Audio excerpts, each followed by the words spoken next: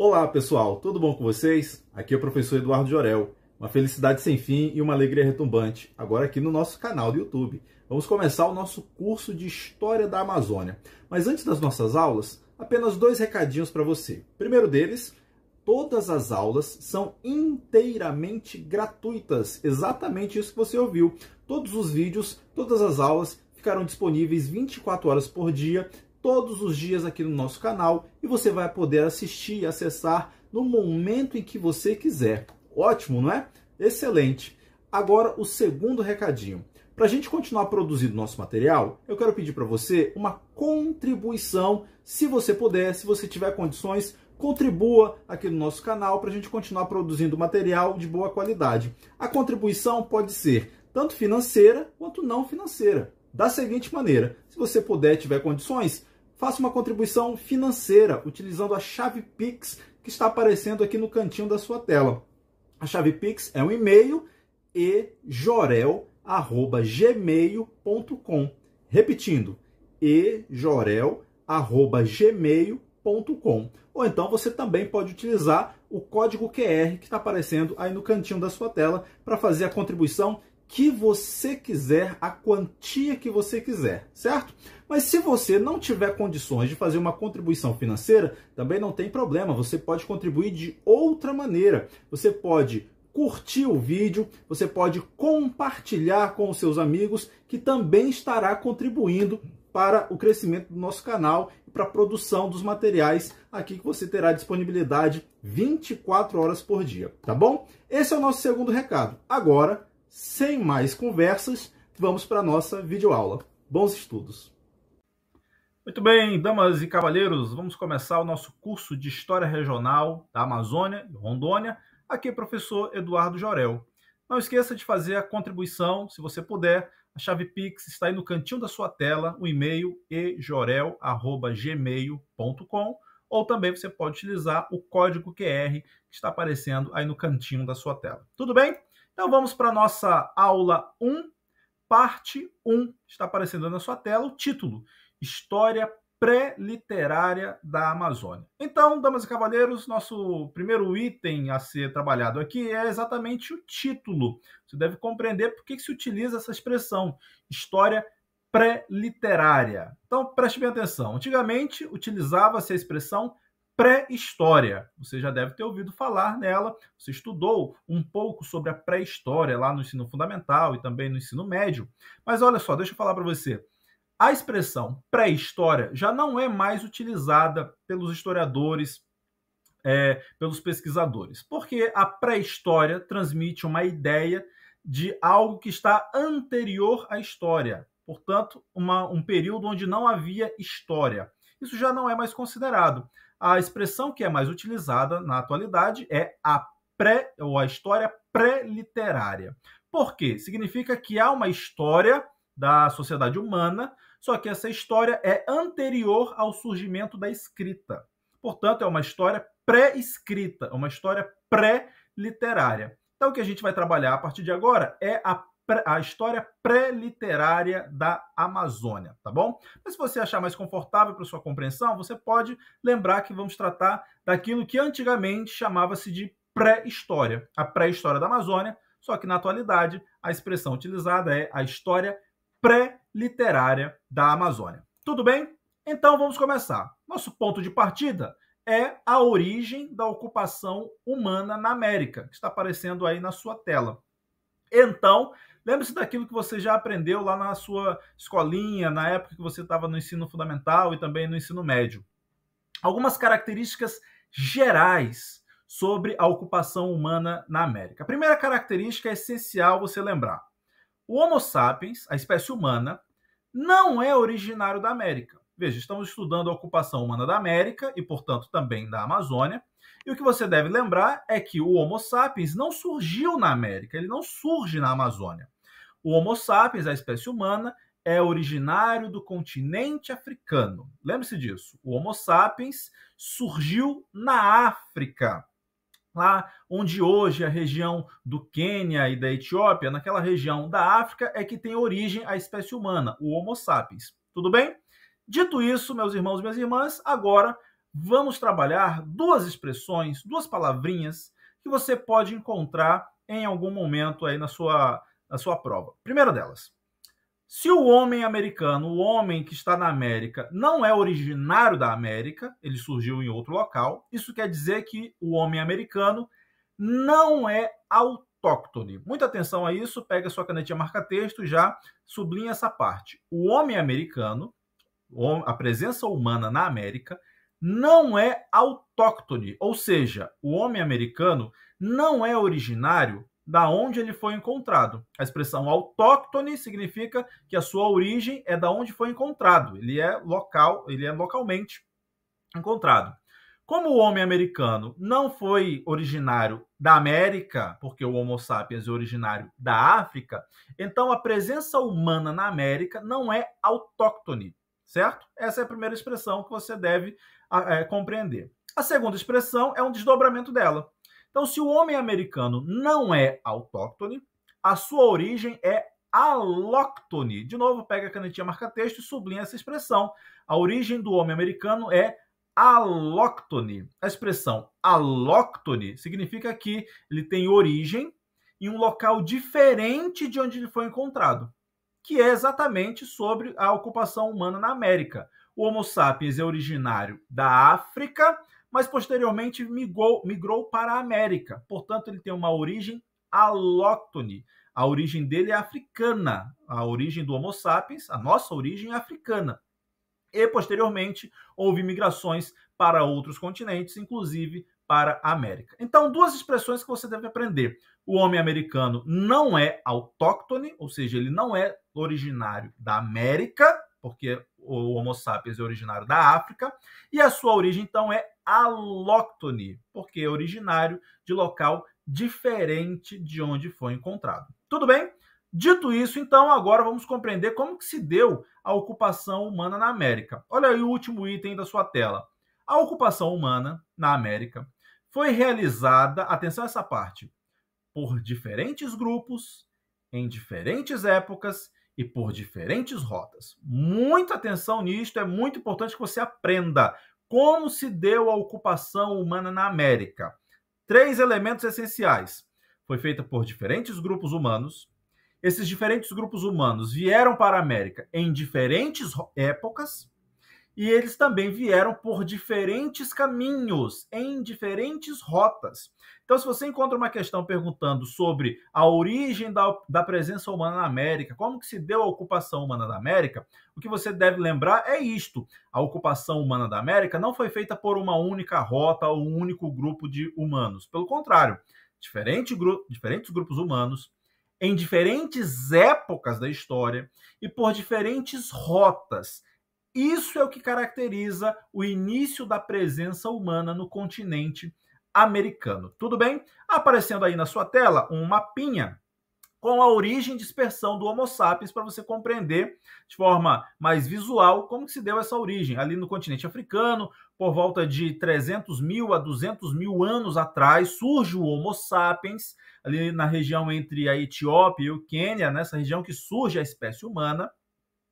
E lá por volta de 120 mil anos a 90 mil anos atrás é que há a dispersão do Homo sapiens para outros continentes. Então é quando o Homo sapiens sai da África e então caminha em direção a outras regiões do planeta. Vai em direção à Europa, depois chega à Oceania e também chega à Ásia. Tudo bem?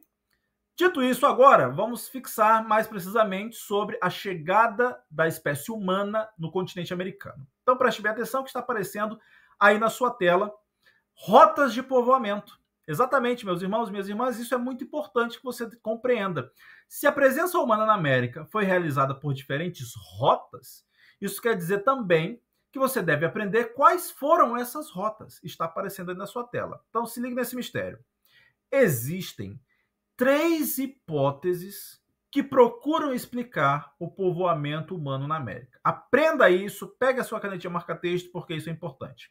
Existem 3 hipóteses sobre a presença humana no continente americano. Essas 3 hipóteses são 3 possíveis rotas de povoamento humano na América. Tudo bem? Então são elas, está aparecendo na sua tela. A hipótese do Estreito de Bering. Primeira hipótese, a hipótese do Estreito de Bering. Além da hipótese do Estreito de Bering, há uma segunda hipótese, que é a hipótese malaio-polinésia. Portanto, uma rota de povoamento conhecida como a rota malaio-polinésia. É uma possível rota.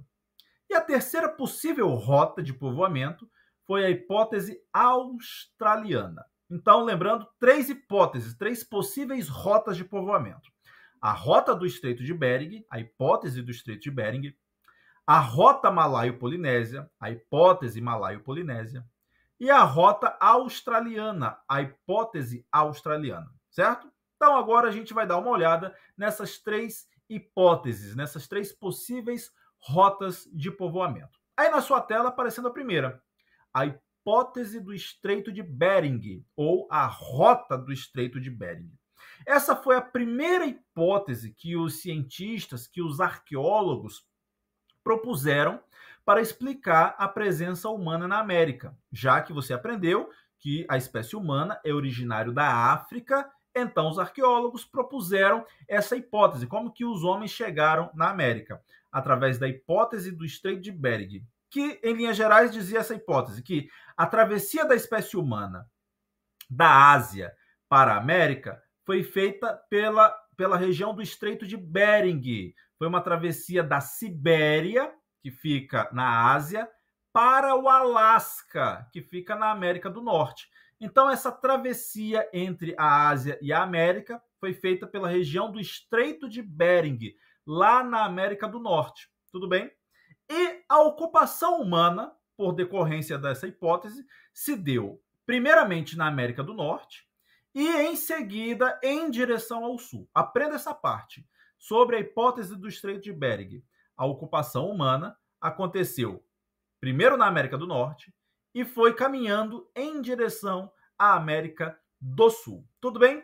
Quais são os elementos que foram utilizados para sustentar, então, a hipótese do Estreito de Bering? Primeiro elemento que foi utilizado pelos arqueólogos para sustentar a hipótese do Estreito de Bering é que as populações indígenas, especialmente da América do Norte, tinham características físicas mais semelhantes a populações asiáticas da região central da Ásia, lá onde hoje é a Mongólia. Então você pode encontrar essa expressão. As populações indígenas do continente americano tinham semelhanças físicas com os grupos humanos mongoloides, ou seja, os grupos humanos da região da Mongólia. Então, se você encontrar essa expressão, a expressão mongoloide está referente à região da Mongólia.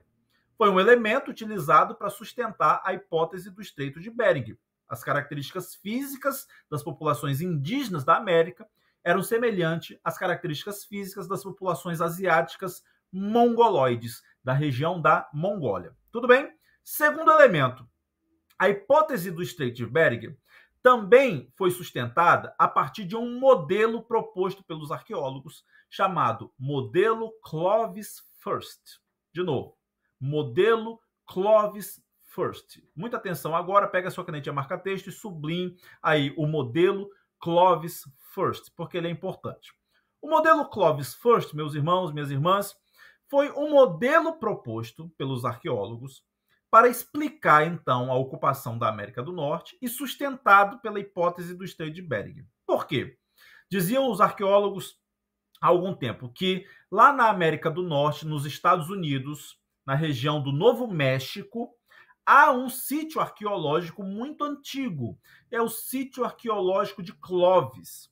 Então, por muito tempo, os arqueólogos disseram que o sítio arqueológico de Clovis, lá no Novo México, nos Estados Unidos, seria o mais antigo a atestar a presença humana na América. Os vestígios da presença humana na América mais antigos estariam lá no sítio de Clovis. Por isso, então, o modelo Clovis First, ou seja, o modelo de Clovis I. A ocupação humana primeiro aconteceu ali na região da América do Norte, porque existe o vestígio do sítio de Clovis, primeiro Clovis. Tudo bem? Essa ocupação humana ali no sítio arqueológico de Clovis seria datado por volta de 12.000 anos antes do presente. Acontece que o modelo Clovis First já foi revisto, e é muito importante que você aprenda isso. Houve o modelo Clovis First, e o modelo Clovis First embasava a hipótese do Estreito de Bering. Mas o modelo Clovis First já foi revisto, porque, posteriormente, foram descobertos vestígios da presença humana mais antigos na América do Sul. E, portanto, se há vestígio da presença humana mais antigo na América do Sul, a presença humana não poderia ter começado na América do Norte. Compreende isso? Então, lembre-se, houve o modelo Clovis First, mas o modelo Clovis First já foi revisto, porque há vestígios da presença humana na América do Sul que são mais antigos do que a presença humana lá no sítio de Clovis, lá no Novo México, nos Estados Unidos. Tudo bem?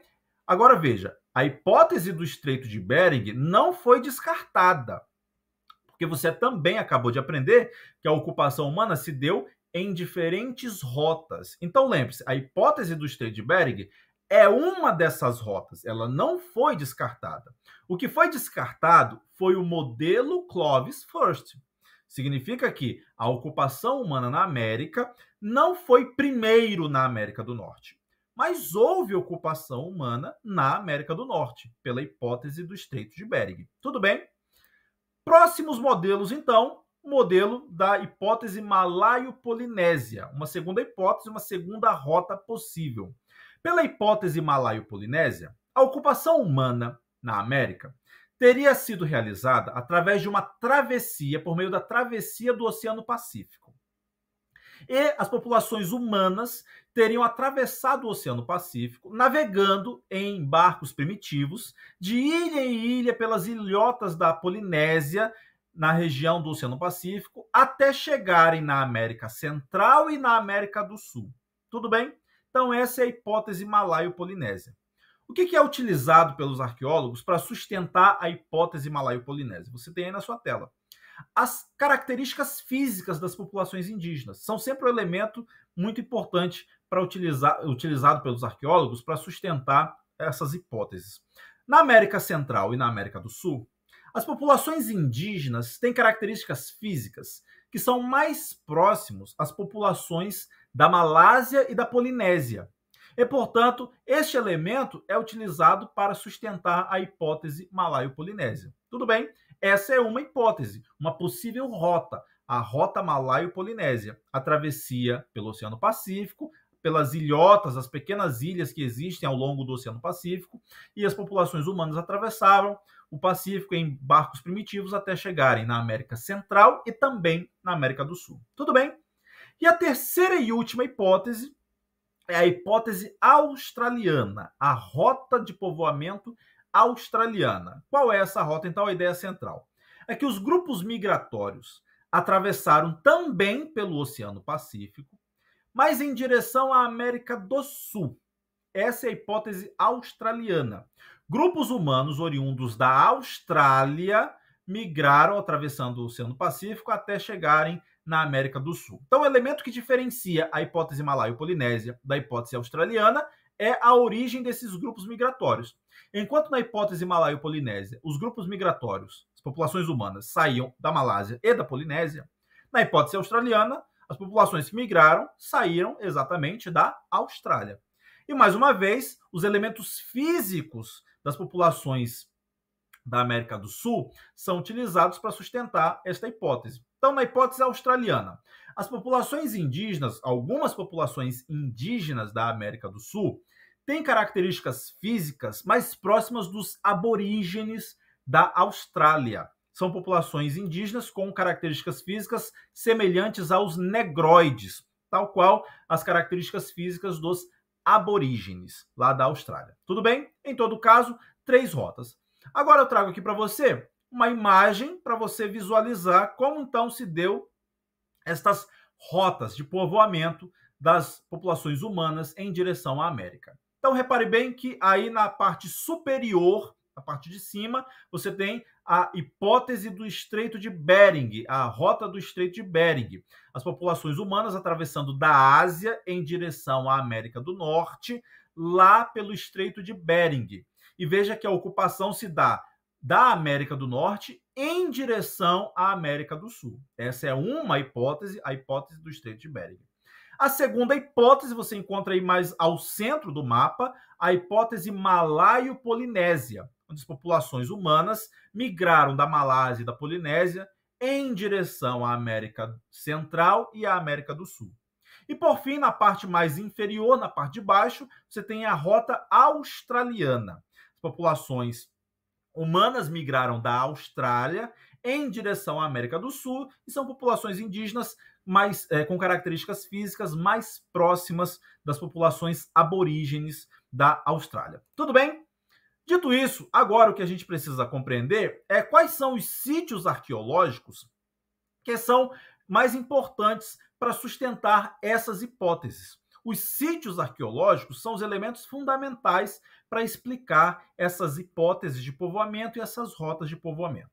Então, os principais sítios arqueológicos vou apresentar aqui para você e você vai dominá-los. O primeiro deles é o mais famoso de todos, o sítio arqueológico de Clovis, que fica lá na América do Norte, fica na região do Novo México, nos Estados Unidos. Sítio arqueológico de Clovis. O sítio arqueológico de Clovis sustentou o modelo Clovis First, que a gente trabalhou agora há pouco. Então, os elementos encontrados pelos arqueólogos lá no sítio de Clovis foram utilizados para sustentar a tese do povoamento da América a partir da América do Norte em direção à América do Sul. É o modelo Clovis First. Veja, não significa que isso não aconteceu, mas o modelo Clovis First já foi revisto porque acabei de comentar com vocês que já há vestígios da presença humana na América do Sul mais antigos do que aqueles encontrados no sítio arqueológico de Clovis. Em todo caso, o sítio arqueológico de Clovis é um sítio arqueológico muito importante que você pode encontrar no seu material. Segundo sítio arqueológico importante, muito famoso, é o Boqueirão da Pedra Furada. O sítio arqueológico do Boqueirão da Pedra Furada.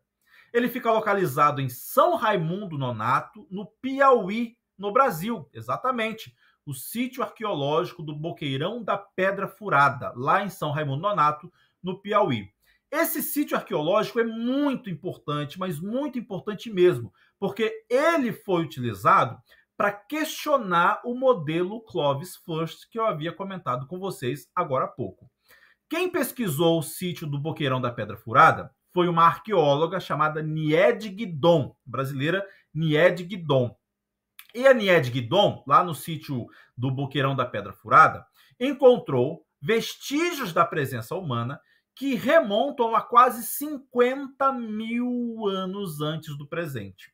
Portanto, ele é muito mais antigo do que o sítio de Clovis. Em todo caso, lembre-se, ao sítio do Boqueirão da Pedra Furada, lá em São Raimundo Nonato, ele tem os vestígios da presença humana mais antigo da América, que é mais antigo, inclusive, do que o sítio de Clovis. Lá no Boqueirão da Pedra Furada, em São Raimundo Nonato, estão os vestígios mais antigos da presença humana na América inteira, de quase 50 mil anos antes do presente. Tudo bem? E o terceiro sítio arqueológico que eu trago para vocês é o sítio arqueológico da Caverna da Pedra Pintada. Cuidado para não confundir os nomes. O Boqueirão da Pedra Furada, lá em São Raimundo Nonato, no Piauí. E agora, o sítio arqueológico da Caverna da Pedra Pintada. Esse é especialmente importante para a Amazônia. Então, atenção a ele, pega a sua canetinha marca-texto e sublinhe ele. O sítio arqueológico da Caverna da Pedra Pintada, importante para a Amazônia. Vamos a esse sítio arqueológico, então. Primeiramente, ele está localizado em Monte Alegre, lá no Pará. Sítio arqueológico da Caverna da Pedra Pintada, no Pará, em Monte Alegre. A importância dele. O sítio arqueológico da Pedra Pintada foi pesquisado por uma arqueóloga fundamental no estudo da história pré-literária da Amazônia, que é a Anna Roosevelt. Você pode encontrar algum texto dela em algum momento aí no seu trabalho. A Anna Roosevelt pesquisou o sítio arqueológico da Pedra Pintada e ela descobriu que lá nesse sítio arqueológico, lá no Pará, estão os vestígios mais antigos da presença humana na Amazônia. Muita atenção a isso. É lá no Pará, no sítio arqueológico da Pedra Pintada, que estão os vestígios mais antigos da presença humana na Amazônia. E ele foi descoberto pela arqueóloga Anna Roosevelt. Tudo bem? Então, damas e cavalheiros, só retomando, são 3 rotas de povoamento. Essas rotas de povoamento não se anulam. O que você deve aprender é que a ocupação humana na América se deu por grupos diferentes, por rotas diferentes e em épocas diferentes. Os sítios arqueológicos são importantes. Há o sítio arqueológico de Clovis, lá na América do Norte. Há o sítio arqueológico do Boqueirão da Pedra Furada, lá em São Raimundo Nonato, que tem a presença humana mais antiga da América. E na Amazônia, esse que está aparecendo aí na sua tela, o sítio arqueológico da Caverna da Pedra Pintada, que fica no Pará, onde estão os vestígios mais antigos da presença humana na Amazônia. Tudo bem? Então, meus amigos, minhas amigas, essa foi a nossa primeira aula. Muito obrigado pela sua atenção e lembre, se você puder, deixe a sua contribuição. Se você não puder deixar uma contribuição financeira, curta o nosso vídeo, compartilhe com seus amigos e assim a gente vai continuar produzindo material de qualidade gratuito aqui para vocês. Tudo bom? Bons estudos. Tchau, pessoal.